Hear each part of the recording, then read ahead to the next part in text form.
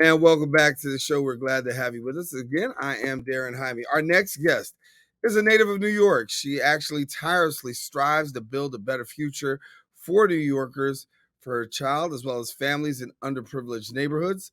Now, alongside numerous not for profit organizations dedicated to serving the city's youth, she's actually raising an awareness right now. And when we talk about raising an awareness about the impending budget that's coming, the reductions that are in that budget for youth services, which include runaway as well as homeless beds, or I should say runaway youth and homeless beds. And we've got now joining us council member of District 16, Althea Stevens. And Council Member Stevens, thank you so much for being with us. Hello. Absolutely. I'm excited to be here. Thank you for having me. No, I really appreciate the opportunity to talk. And really, when we talk about where we are as a city, we're faced with so much that's going on. I mean, you look around and you see, from some perspectives, people feel like the city's booming. You can see construction going up. You can see things happening. You can see production happening. But yet and still, there are also some areas that are being challenged. And when we talk about homelessness, a huge issue in this city. And from your perspective, how do you first of all see the homeless crisis in New York City? Well, I mean, I think even something that you just said is around, we see the city booming and things are really moving in a positive direction. And that is the truth. And that's the case in some ways, right? But we also have to remember we were in a pandemic for 2 years and we are still coming out of that recovery. And one of the issues that we're having in the city is during the pandemic, we got an additional federal money, which was great for us. And we were able to kind of like ramp up on our services.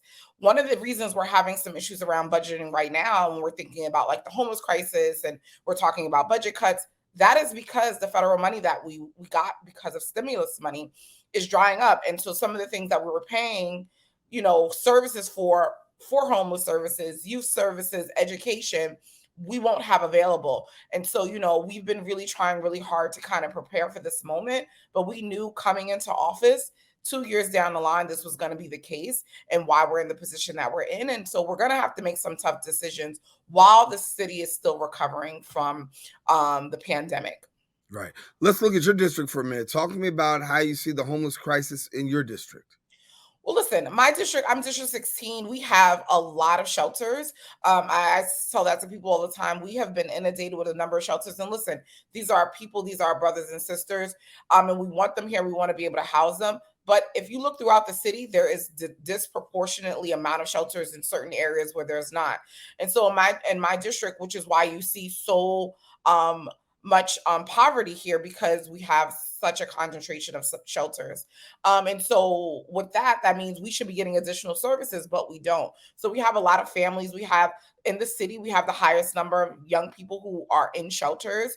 And we really need to think about what is our solution to getting to a path of long-term housing and really not this pathway to shelters, right? Because a lot of families, which is why the city council passed the city FEPS voucher, because we're really looking and thinking about how do we keep families in homes. And a lot of times families are in homes and they get evicted and end up in the shelter. But for us, we were thinking about how do we keep families in their homes? How do we keep people and New Yorkers in their homes opposed to ending up in the shelters? Because that's part of the reason why we're in this crisis. Yeah. When we look at what's happening right now across the city, we are seeing an increase in homelessness. But I was sharing with some other people and some colleagues in broadcasting. I was saying, listen, one of the bigger challenges that we're going to be talking about in the time to come is what's happened since COVID. We had a lot of people who we couldn't evict anybody based on the regulations that are out there.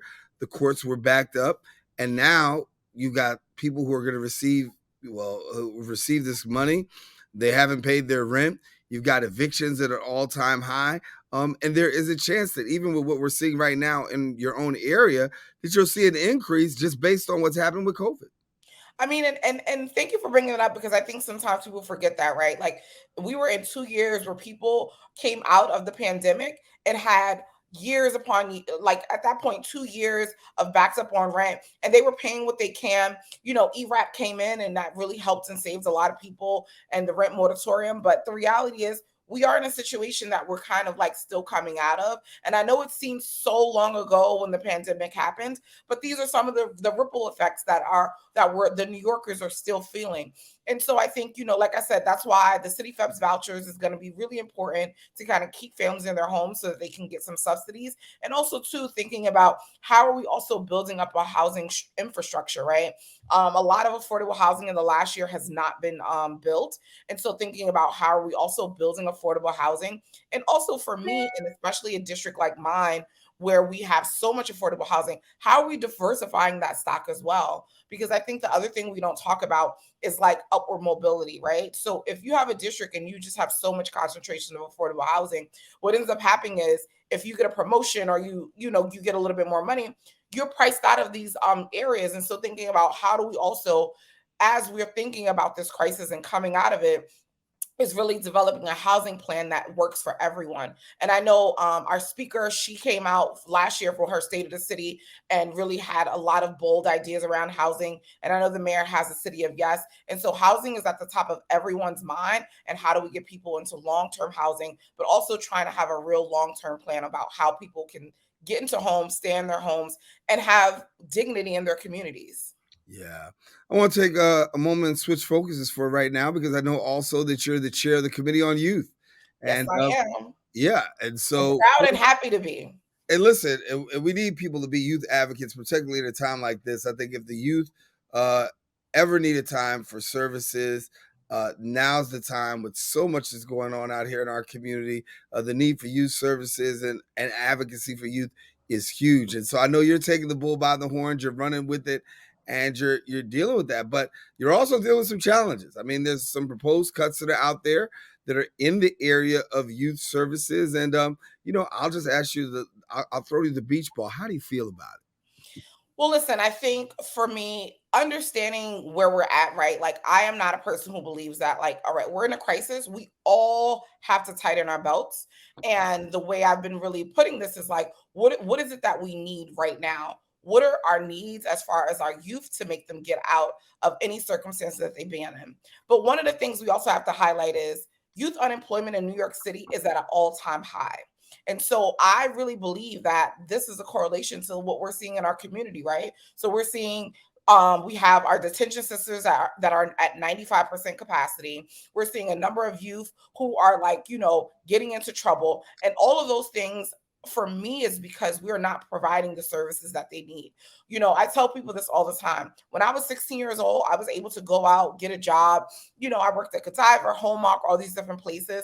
But that is not the case for our young people. Most places will not hire you until you're 18. So we really need to think about and reimagine what youth development looks like, in addition to what does workforce development look like for young people, because we're not giving them a lot of options. And so for me, that's a need. And so that's a place where we need to continue to invest in and say, how do we make sure that these are the things that are working? In addition, I'm always talking about, we need to look at all our programs and say, are they meeting the goals that we want? Are they doing the things that we want? And so if you ever listen to any of my hearings, I'm always saying things like, how do we know it's working? How are you evaluating this program?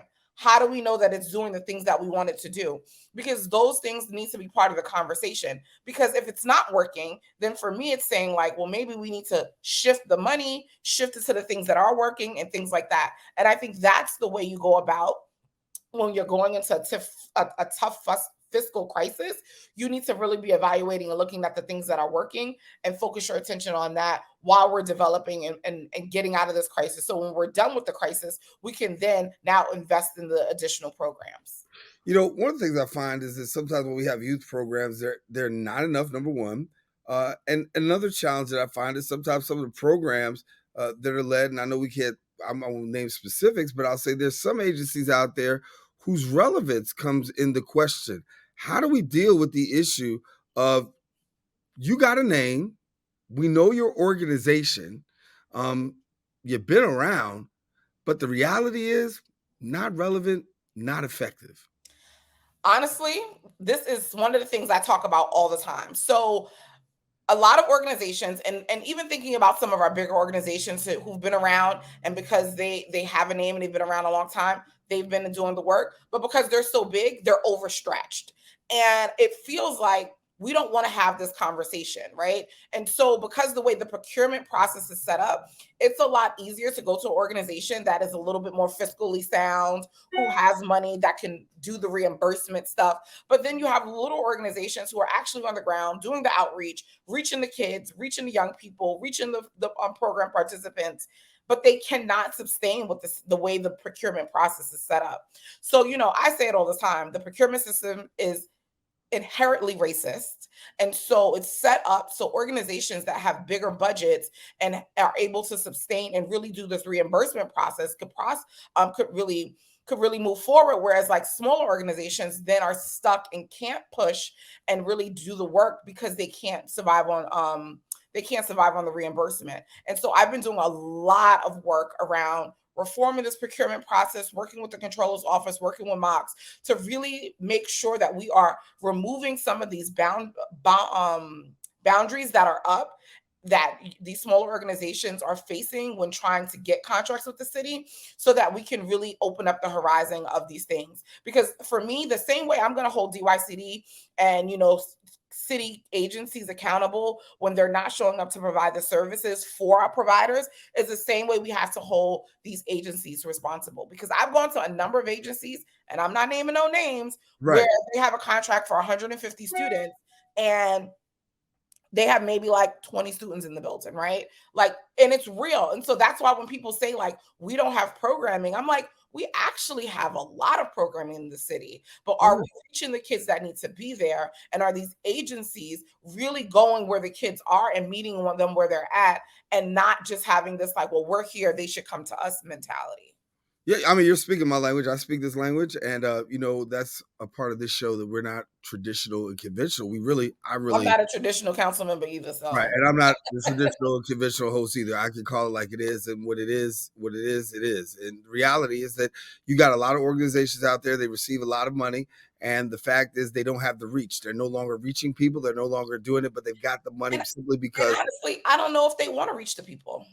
yeah, Honestly. that's Because, another thing for me is like, even when I look at organizations and I come to your organization and no one in that organization is from that community or lives or maybe has ties to that community, I start to wonder, well, what are we doing here? Right. Like, there's a lot, like, especially organizations that been in communities for 30, 40 years. You should be able to find people who are doing the community work and partner with them and hire them to be a part of this work, because those things actually really matter.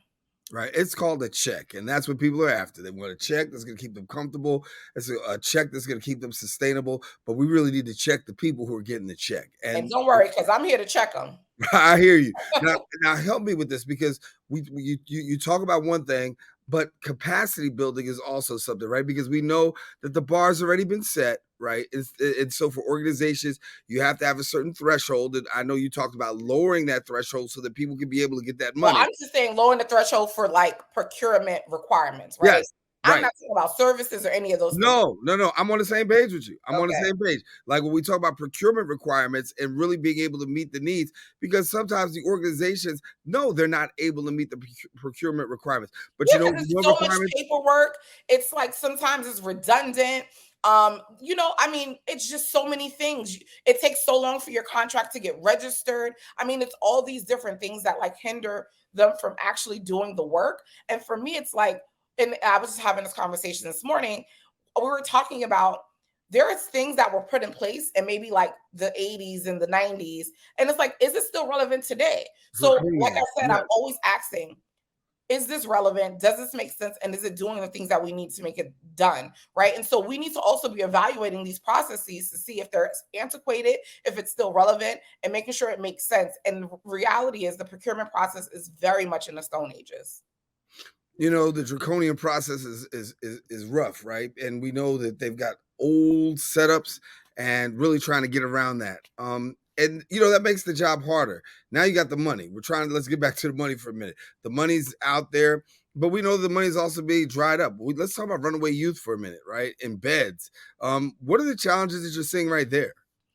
So homeless runaway youth and getting an increase in our older youth beds has been my number one fight for the past 2 years since I've been here. And it's also interesting, and even to think about when even when the mayor put out his plan for homelessness in New York, there was no mention of homeless runaway youth.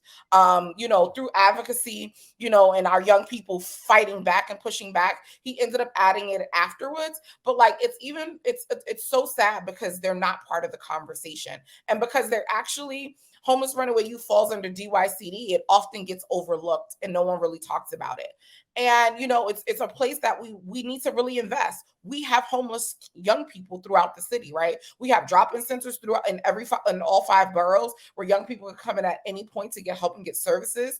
They're also always trying to find additional beds, but specifically for our young people between the ages of 21 and 24, that's one of the places that we're struggling at, right? Because a lot of times they don't want to go to the DSS shelters because they've experienced some really bad things, whether it's being robbed or not treated well, and just, being taken advantage of. And so that is where I've really been fighting to get an increase. In the city alone, we only have 60 beds designated for those young people.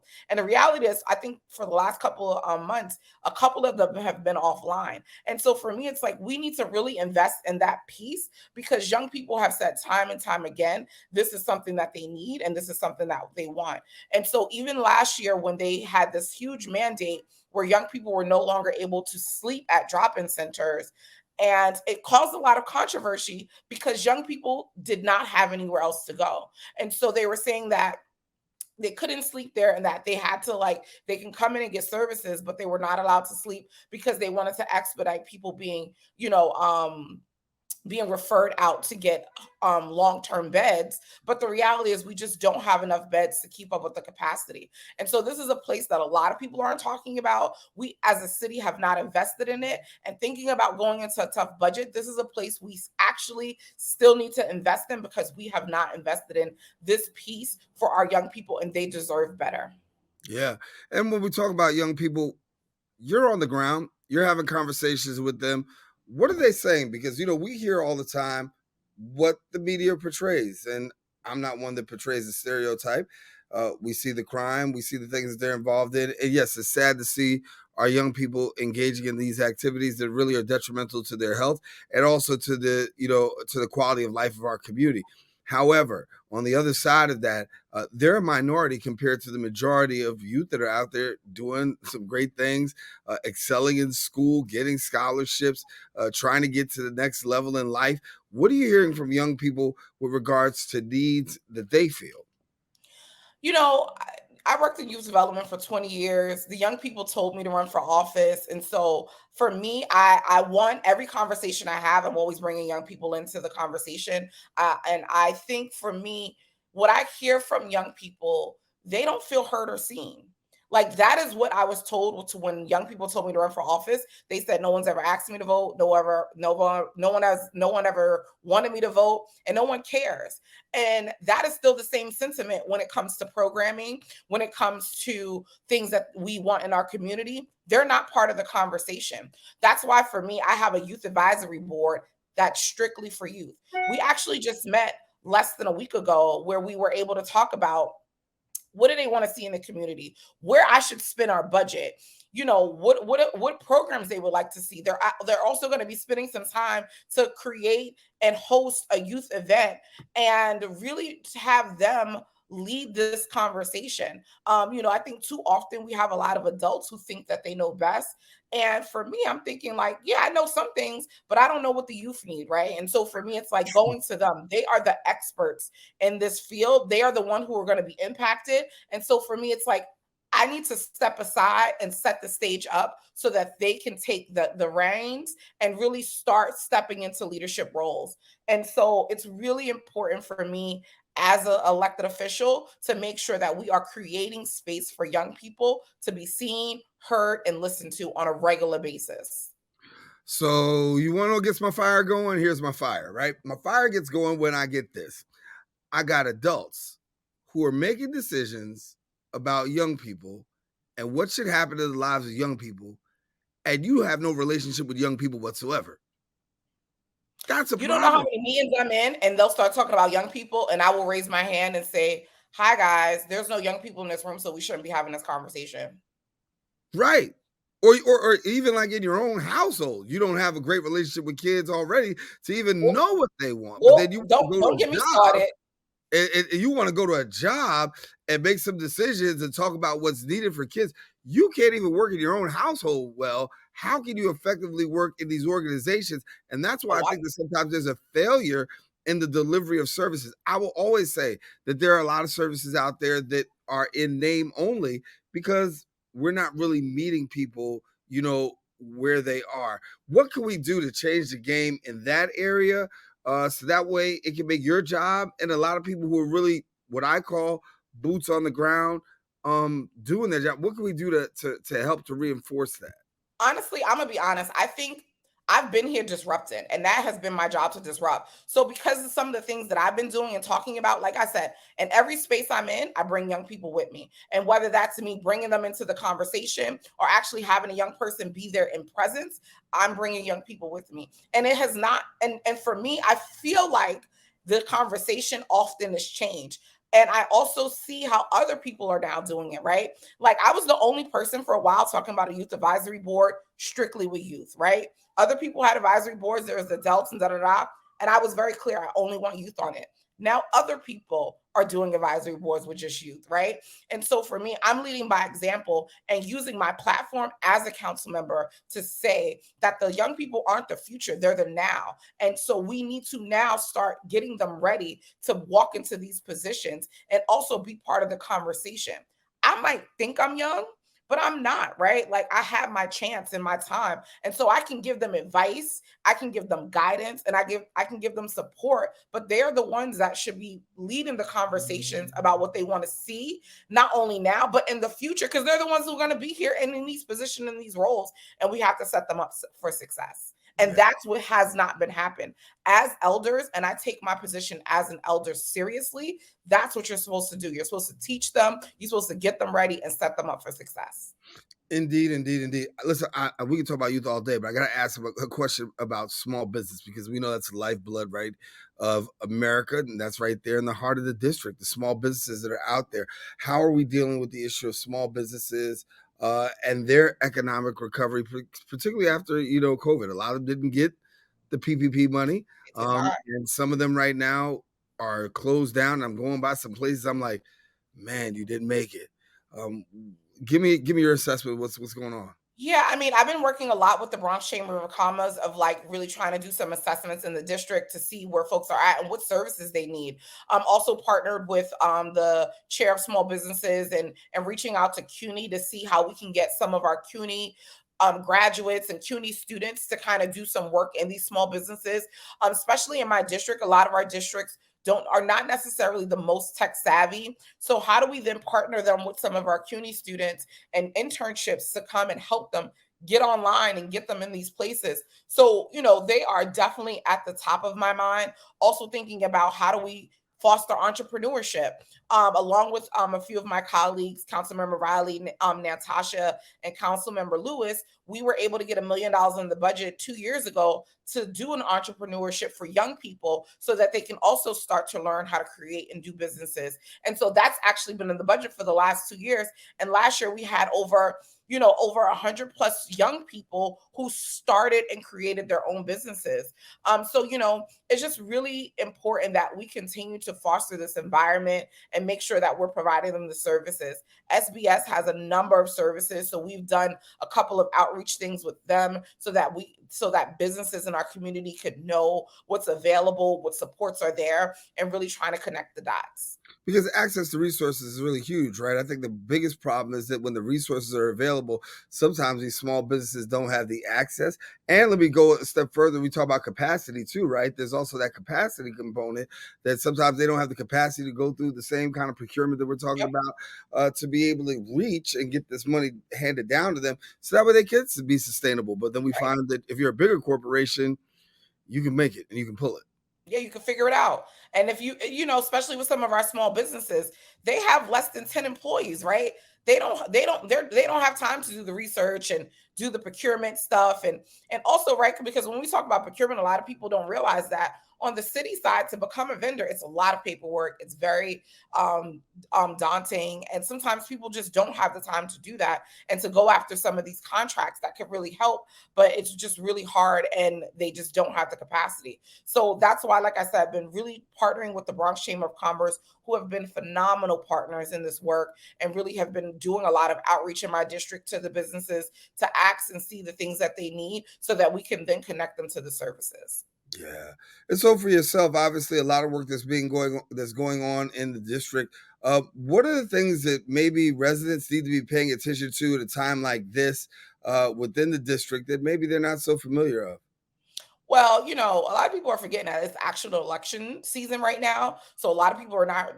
I've been on the street talking to folks, and people are like, "Wait, it's an election, so it is an election year." Also, too, one of the things I always like to say, my office should be a lot of people's first stop, because what happens is my office is typically the last stop, and so when people get there and they're so frustrated, right?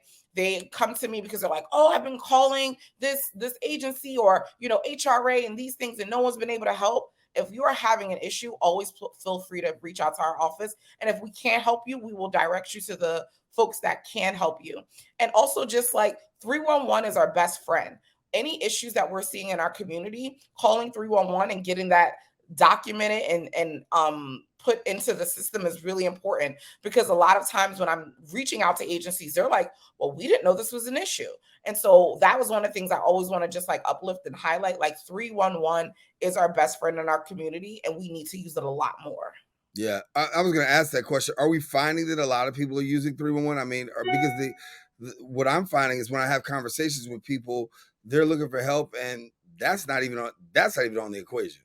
I know. You would be surprised. Like, I mean, I've been at a number of hearings where I'm like, we're having this issue with sanitation, or we're having this issue with DOT or bike lane. And they're like, no.